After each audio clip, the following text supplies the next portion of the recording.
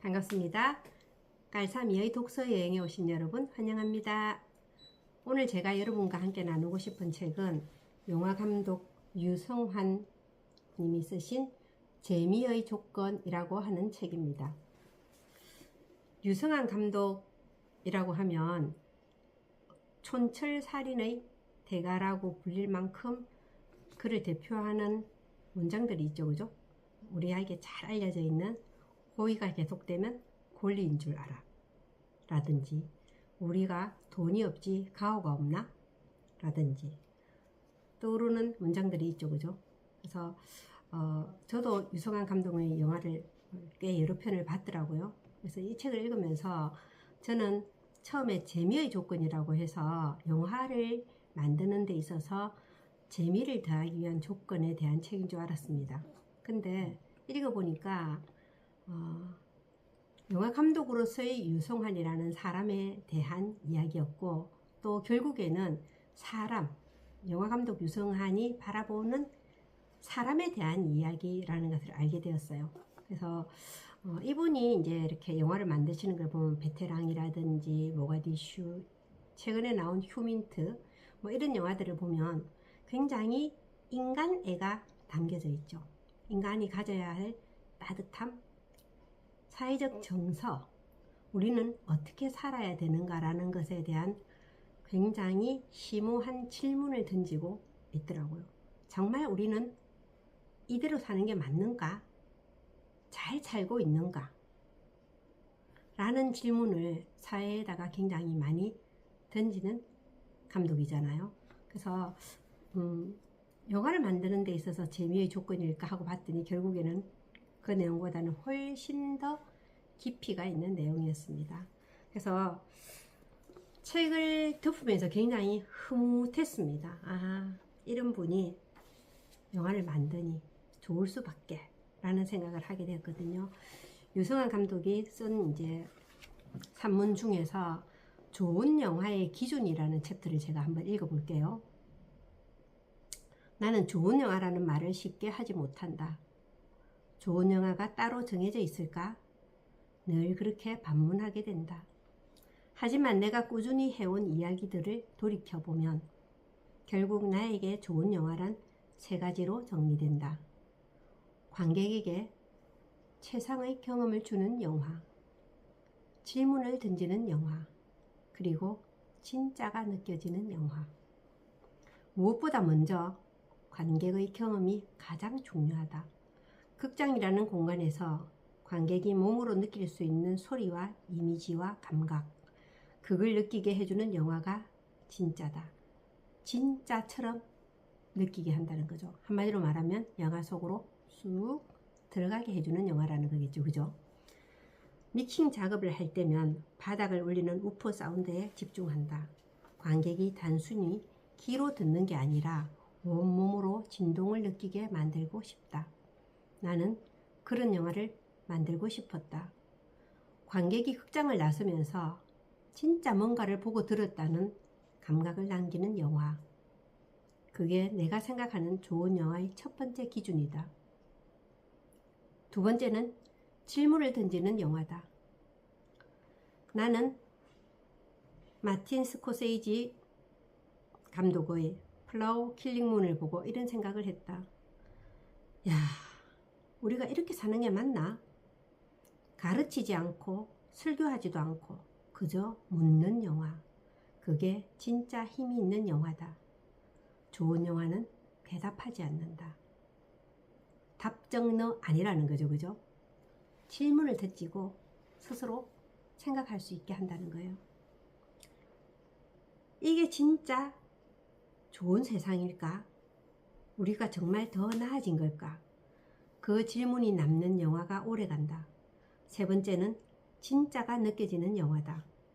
내가 만든 영화지만 후반 작업, 시사실의 큰 화면으로 처음 볼 때는 늘 놀란다. 이게 내가 만든 영화가 맞나? 모니터로 볼 때와는 완전히 다르다. 영화가 진짜인지 아닌지는 그 영화를 위해 만든 환경에서 볼 때 비로소 드러난다. 진짜를 느끼려면 진짜 공간에서 진짜 크기로 진짜 사운드로 경험해야 한다. 그런 모든 요소가 갖춰진 상태에서 관객이 느끼는 그 어떤 감정, 그게 바로 내가 말하는 진짜 좋은 영화의 증거다. 결국 좋은 영화란 관객이 극장을 나서며 정말 제대로 봤다는 느낌을 갖게 하는 영화다. 나에게 좋은 영화의 기준은 기술도 철학도 아니다. 몸에 남는 감각, 그게 전부다. 저 이거 진짜 이걸 너무너무 마음에 들었습니다.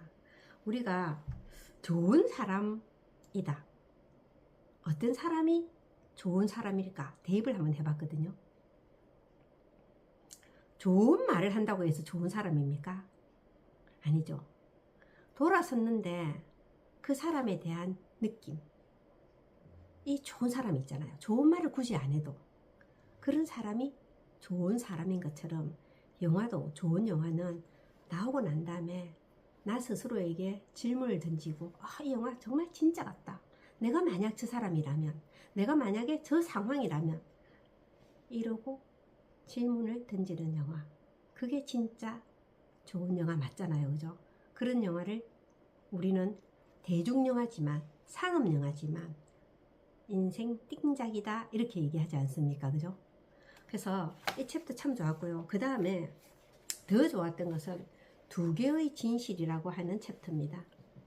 모가디슈를 만들며 가장 중요하게 여겼던 대사가 있다. 살다 보면 진실이 두 개일 경우가 있습니다. 각자에게 각자의 진실이 있었고 우리는 그 진실 안에서 살아간다. 진실은 하나라고 믿고 싶지만 실제로는 모두 다르다. 믿음 역시 지극히 주관적인 감정이다. 누가 나를 믿어달라고 한 것도 아닌데 나 스스로 기대고 스스로 실망할 때가 많다. 그래서 나는 믿음보다 소통을 더 중요하게 여기게 됐다. 믿음은 없어도 되지만 소통은 반드시 필요하다. 키오스크와도 소통해야 음식이 나오는 법이다. 참 재미있죠. 키오스크와도 소통해야 음식이 나온다.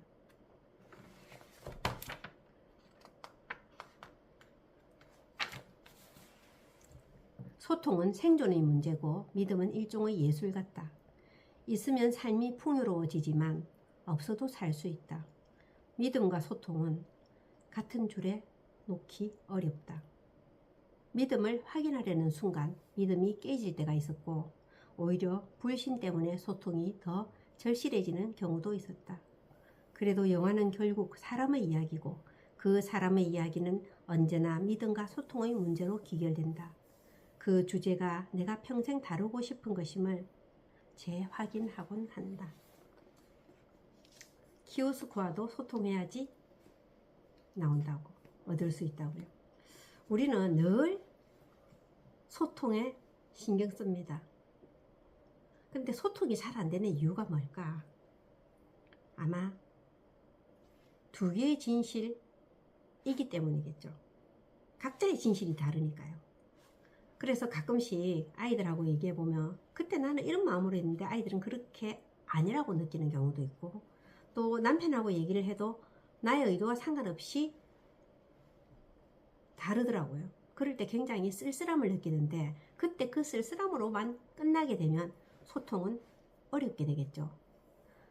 다시 재묻고 다시 소통하기 위한 노력들을 해야지 우리가 생존할 수 있지 않을까. 그래서 이분이 말하는 믿음보다 소통이 더 중요하다. 한간에는 그런 얘기 있잖아요.